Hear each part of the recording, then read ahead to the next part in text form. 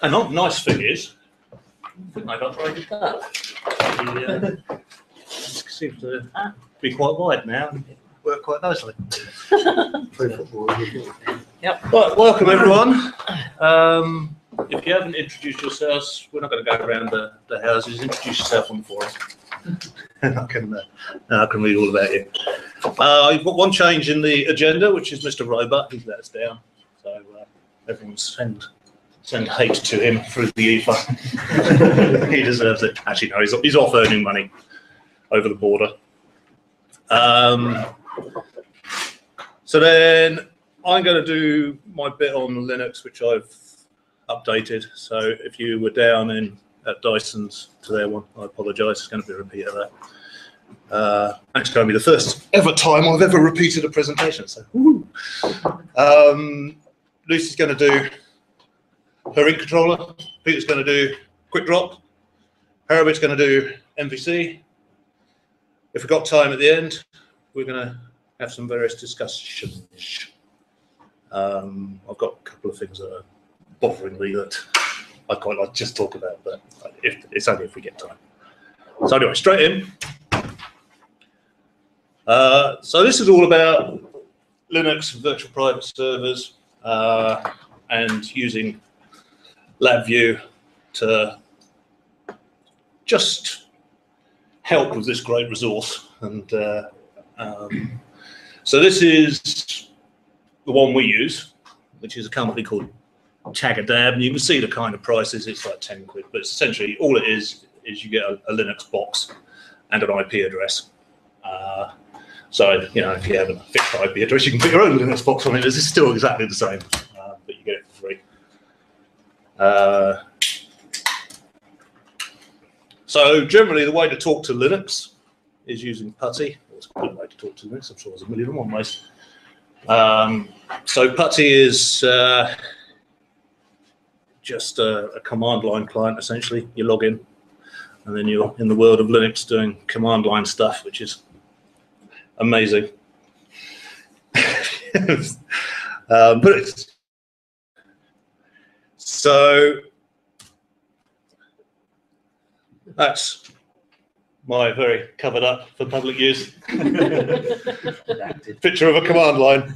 So there's a security tip there, is you don't log in on root. So you disable your root login and you create another login to come into Linux, because root allows you to do anything. If you've got a hacker, that's so you're just giving yourself 2 levels. PuTTY is an SSH. Yeah. So it's secure, as secure as anything. More secure than our hosted system on Amazon, which got hacked and deleted. So that's just an example of some commands. So you know, change directory and do a dir. It's all a bit DOSy, and if you've done DOS, but essentially the way I do it is I think, oh, I want to delete something. How do I do that? Google Linux delete, because I just cannot remember anymore. Command. I used to be okay at command line stuff, but it's all fallen out. I'm spoiled now. It's all pictures with me. So I'll do a little demo of PuTTY.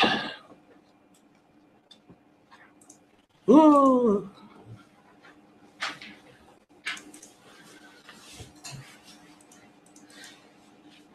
Oh, I'm going to wait for ages while I load LabVIEW. I should have done something. Boink.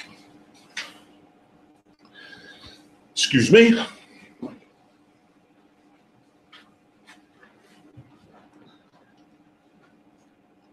Let's talk about SaaS while it's loading up. The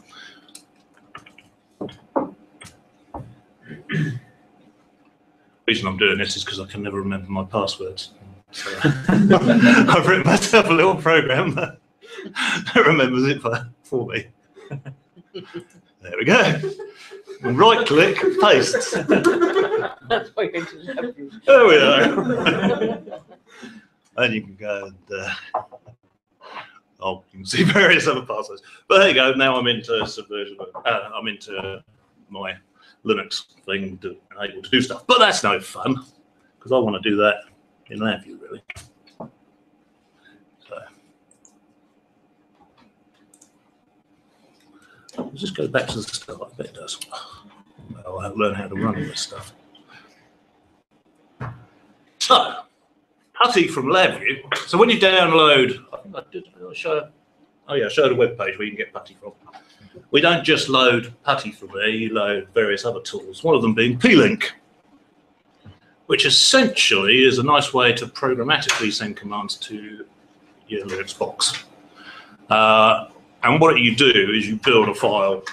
So you can see there's a little bit of software here. I can't see it because I've got my reading glasses on, but essentially, I create a temporary file, I fill it full of commands, I log in, and I do a command line, and off we go.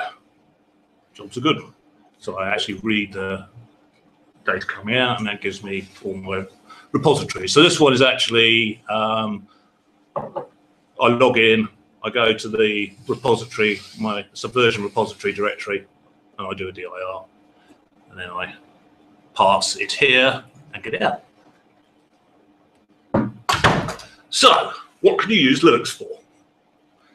All sorts, pretty much everything. It's an operating system. What we use it for is configuration management. We use it for our bug reporting database. We use it for our project management database, which is numbering, project numbering, document numbering, that kind of stuff. Email notifications. We use it for FTPing backups of repositories and FTPing backups of our SQL, so from our databases. You can use it. A good reason to use it is now LabVIEW real-time is going to be Linux. That's cool. But you don't. So if we went off Subversion, we could use it for mercurial hosting. You can use it for web hosting. You can use it for all sorts. The list is there. So then let's have a quick look at repositories. I've done videos now because I thought that this wouldn't be able to squish the screen in, and now they've upgraded it. It's a complete waste of time. But well, I can talk while I was doing it. So this is me doing repositories. So create a repository. Tap.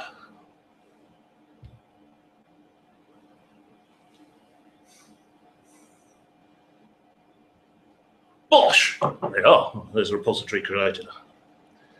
Oh, there's a whole bug. So there's a load of repositories, and there's.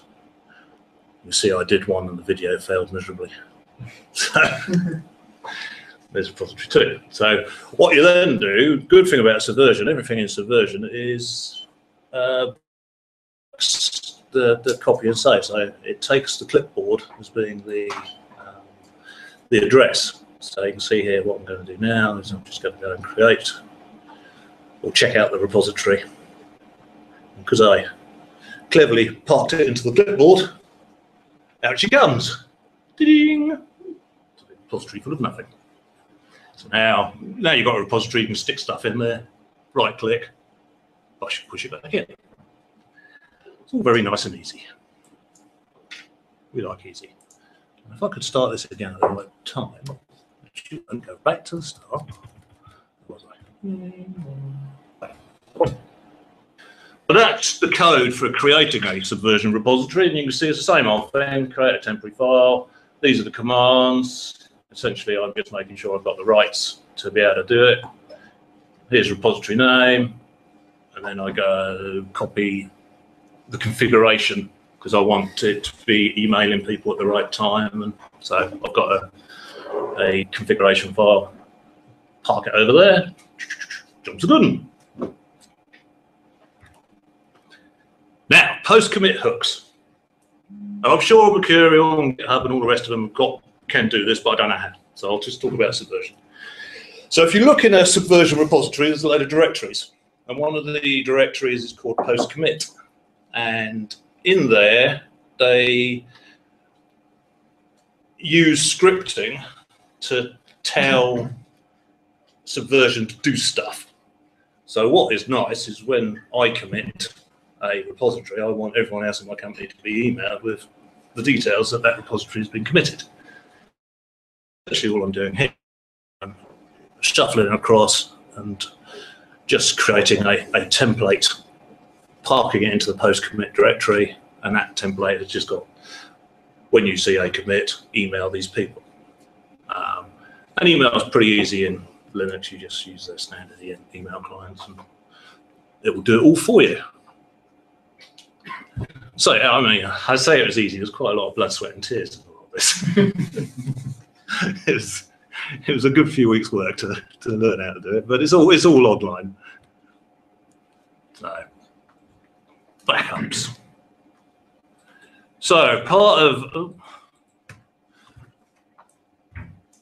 of the problem we had was the repositories were hosted online, but there wasn't a way to back them up.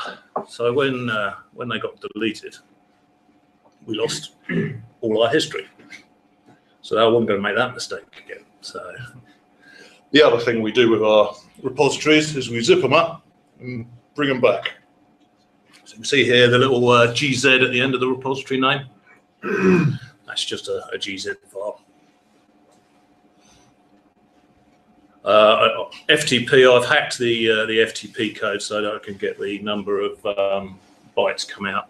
So I've pulled the FTP libraries out of the wherever the VI lib,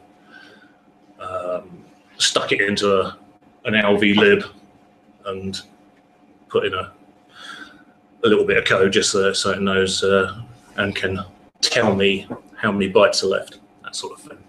So, again, if anyone's interested in this code and wants to have a look at it, feel free. This is not, there's no real competitive advantage to keeping a lot of this.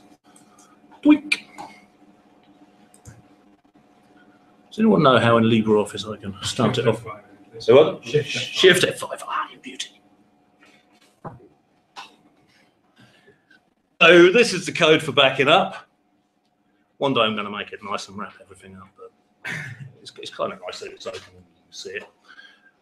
Essentially, so we'll be backing up quite a few things. So for ISO 9000, the stipulation is, and it's good practice, is you take the place where all your repositories are kept and move it back up to somewhere where it isn't that place. And the same as the data in your office, the data in your office needs to be backed up to a place that isn't your office. So essentially, because you've got a VPS and it's off-site, the data in my VPS I can bring back. So I tick one box, and the data in my office I can push back up to the VPS. So I tick two boxes.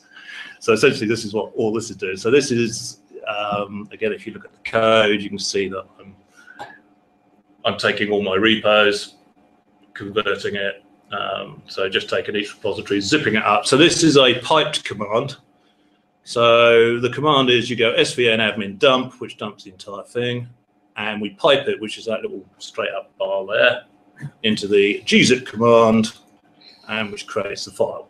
So Linux is quite nice. Pipes are quite cool, really.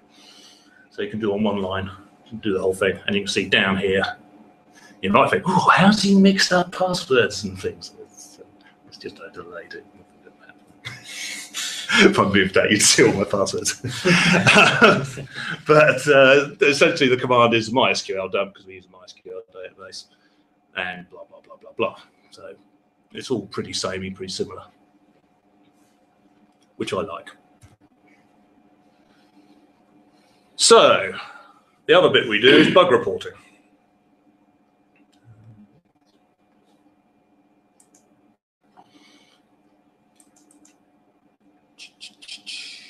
It's got some cool little tricks on this one.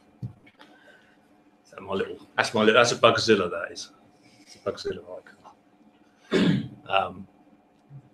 So essentially, this is an executable, which is embedded in all of our projects, all of the projects which IT will allow it to be embedded in.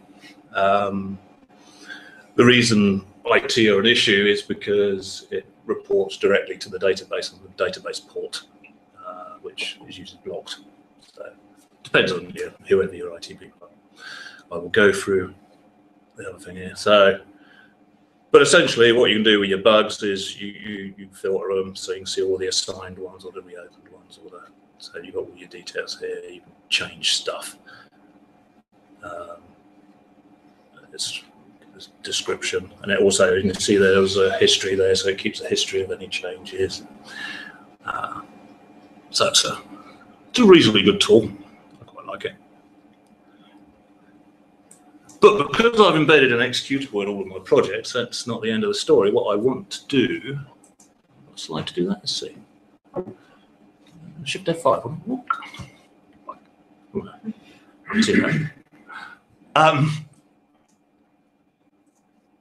Oh, actually, no, that is right. That's right. I ought to learn my slides reason. The reason we chose Bugzilla is because I could get hold of the schema for free. And so there's Jira and various other bug reporting, fog bugs, and there's a world of them out there. But the problems I've had this year has told me that I want to keep control. Database schema, yeah, we do databases. Databases are no problem for us. So getting hold of that schema, it's a nice schema as well. I mean, you can't really see it on this screen, but I can't see it because I've got reading glasses on. But I'll put the slides online, and the schema is nice. It makes sense. It's and you get a process flow, which is nice, and it makes sense, and it helps. And you can do stuff like attachments, and you can store all sorts of gubbins in it. So it's quite a cool thing, and it's pretty easy to do yourself. I'll show you the hack that I did in a minute. Now, because this is a bit like that, because it's an executable and I'm embedding it in lots of projects, what I would quite like to do is, if I make an update, I would like all those projects to automatically update for me. So this little demo here is how I do that. I was just demonstrating how I do that. So you click on there, it calls the, it says, oh, goodness me, the latest version is B114, whereas the old version was B130. I'll just upload a new one. Oh, there we go, B114. So it's updated that package in the background. Now, but that's actually quite easy to do because you've got your VPS and you've got FTP and you've got databases and projects can see them all. Then it's all quite doable.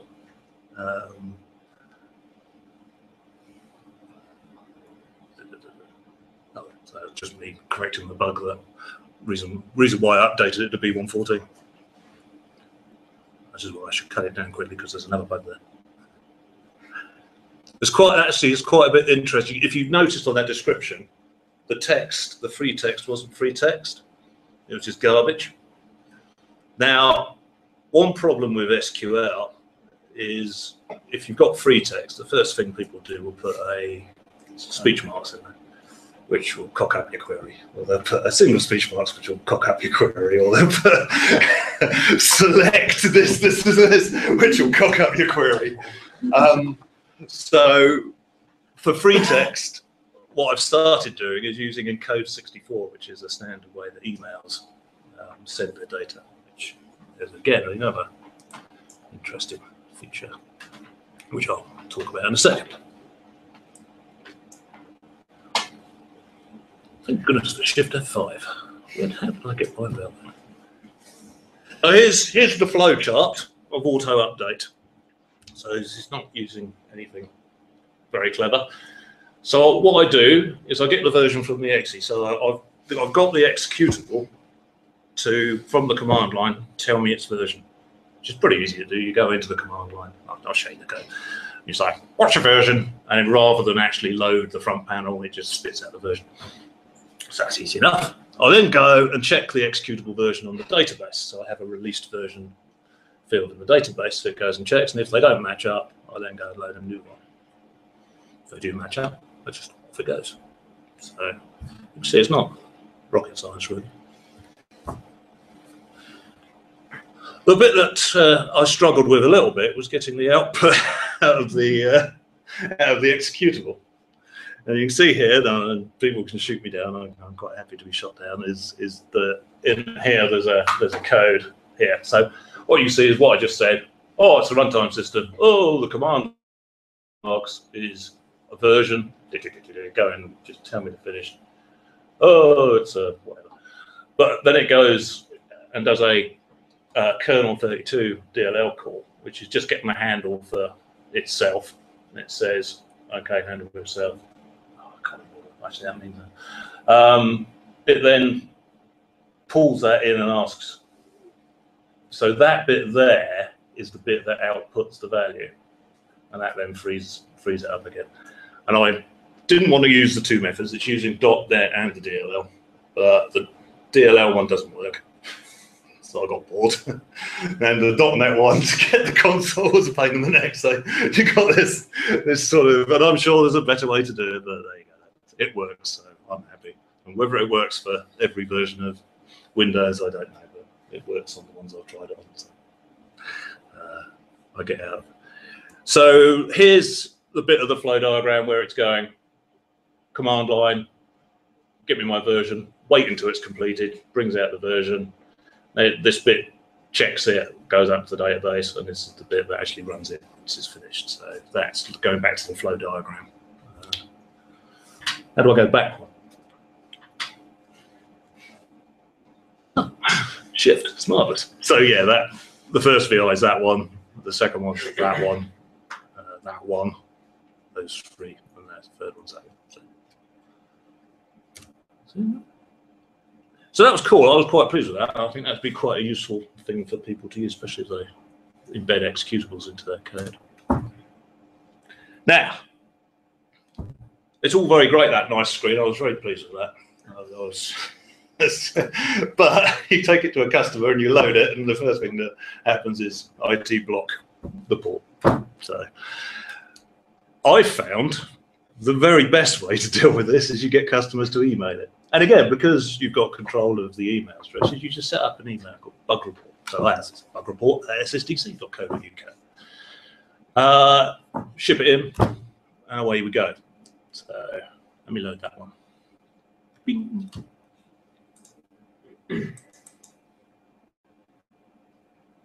So it shows the whole process, really. Oh, just for extra posiness, I'm adding an attachment as well. Because I sussed out how to do attachments in emails. Which, again, I'll explain to anyone if they're interested. It's a pain, and the emails are horrible. I've been playing with graphics. I can't remember what I did that for. So you can see there's the email in. So what I've got in Project Manager is I've got a email client that is just checking that. And again, you just download that off of, I think I got the email client off of, that wasn't Lava. But anyway, it was available. I'll show you it in the code if anyone's interested. And there it is. So it's brought in the attachment. Just update it. Now, a good thing about that, you think, oh, well, that's a lot harder than putting it in, is even my military customers can send email. So, you know, it's whatever standard it is, email's great because everyone's got it nowadays. You can do it from everywhere. So a lot of the limitations, I think it's me just saying, oh, look, there's the attachment stored in the database. So, oh, there's an error. Can't remember what it is. With the attachments, there's the way you decipher the code coming from the email. There's still a bug in the email code that I brought in. I've got it up to 16 bits of code length. It runs out. If the attachment's too big, then it throws an error. I'm still working out the blobs and things like that. But it's relatively good. I think it's got to be a certain size.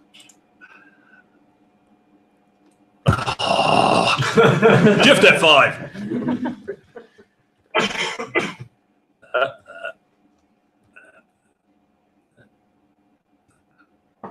Right, so like to version, that was quite a useful way to do it. If you like Oh, yeah, so I found this site called Turnkey Linux. This is how I got hold of the Bugzilla schema. So Turnkey Linux has got loads of set up ISOs that are all different things. So you've got like blog ISO or email ISO, but I got one which is a bug reporting ISO, which uses Bugzilla. So I stuck it in a virtual machine, got Bugzilla to spew out the schema, stuck it on my hard drive, and uploaded it again. And it took all of about 20 minutes. I was very pleased, and that's all working. So I should just show you. Yeah, so that's the end of my presentation. But I'll just show you some bits and bobs, which is nice tools. So I use MySQL, and I use a tool called Navigate. It's a paid tool, but I like it. Not everyone in my company likes it. I like it. Ooh, right. So that there is all the tables in Bugzilla. So you can see, if you click on bugs, doink, you can see that the description is encoded. You got dates and people and times and links. So it's quite cool. This is a good tool. It's a good tool for creating queries, is why I like it. So, you know, a new query. If you're doing lots of database stuff, this tool is marvelous. So I don't know. Bugs. You can see it's building the SQL. You can do all sorts of things with it. I like it. There's also a version for SQL Server and SQLite. We can buy a big ass version that does everything. How much is that? Just for one database, it's about $90. The big old system's about $500. But this one here is a freebie, which is for SQLite. So we use SQLite for all our configuration databases.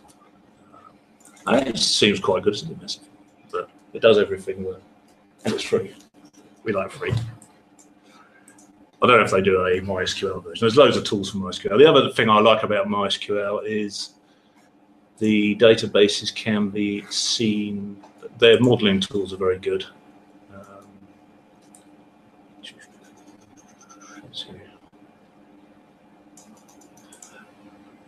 This really got entity relationship diagrams and things like that into my head.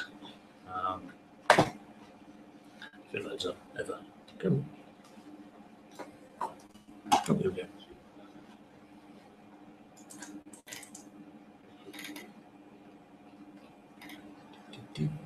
Got an entity relationship diagram.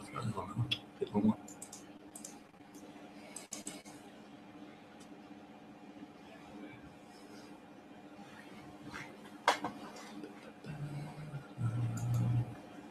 Oh, I need to connect to it. Oh, I can't show it. Oh, I will show it.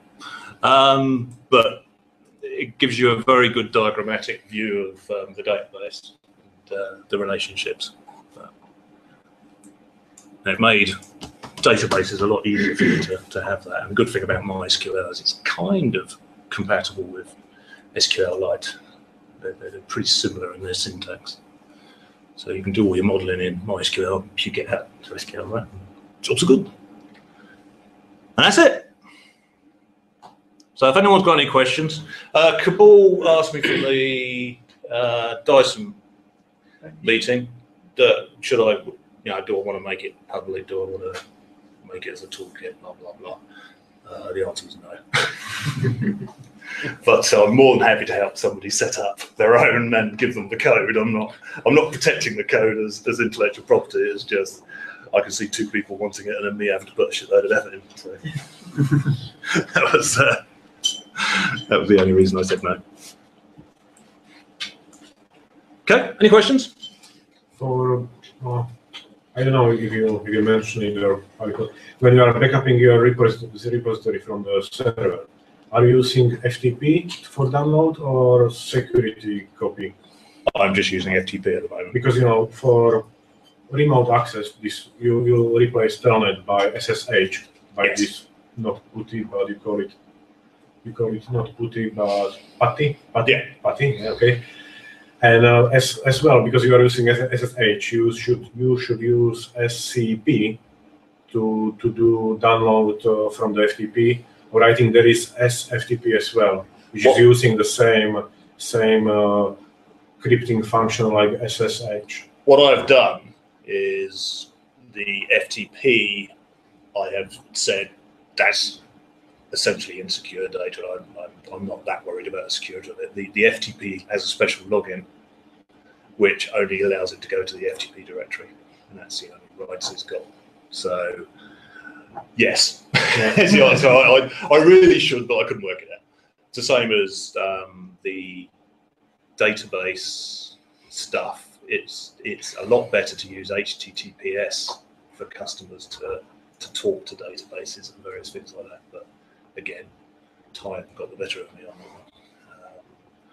one. I will. It is on my list of things to do, but there's the easy route for me was just to make a non-secure login and say if anyone's that interested in our zipped up projects, then they can go for it. I need to get themselves a hobby. But, on the similar thing, one thing I found really useful with SSH is switching to using keys, private keys, instead of logins for devices, because it's still possible if someone gets hold of the private key, they can still do whatever they want, but it's just more than anything saves you having to put in a password every single time and stuff like that. yeah. Yeah, well, I'm very anti putting passwords in my code. Yeah. But of course, I'll have to now. I have to password the specific bits of code that do the communications. So, but it's probably the first time I've ever passworded any of my code. From that perspective, it's a problem. But A more secure way of putting words in code, if you store it as an array of U8s and cast it, because you can extract strings out of executables. So by storing it as an array of U8s, it's numbers and it doesn't appear as a string search when you go through and somebody's executable. okay. If Well, you really want to get paranoid. Yeah, well, I did actually take the VI apart and have a look at it in Notepad++, and I couldn't find the password. So I did do a little bit of checking on it because I thought that's the same issue. But again, it's not really. It's company useful information for us. It's not company confidential information. We don't hide our IP at all. We sort of, if anyone really wanted to get our software, they could go to a customer and ask for it. So it's one of those things. I should be more paranoid probably.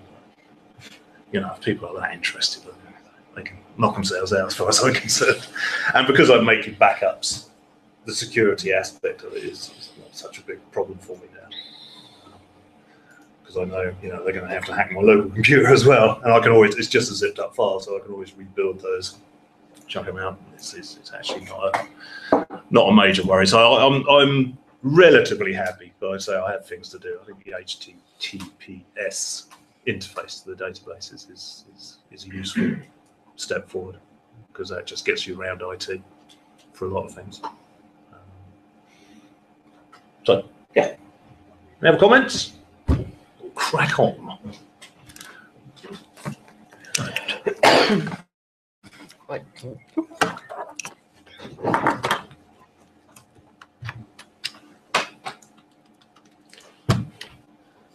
Oh, so I need to do some pressing buttons. Ooh, we got 2 viewers. Hello, 2 viewers. If you can hear me. Okay, then check the input.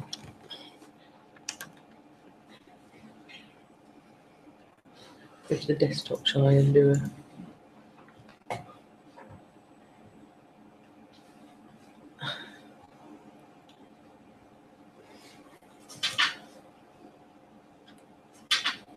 Should just do that, shouldn't it? But it doesn't. It should do.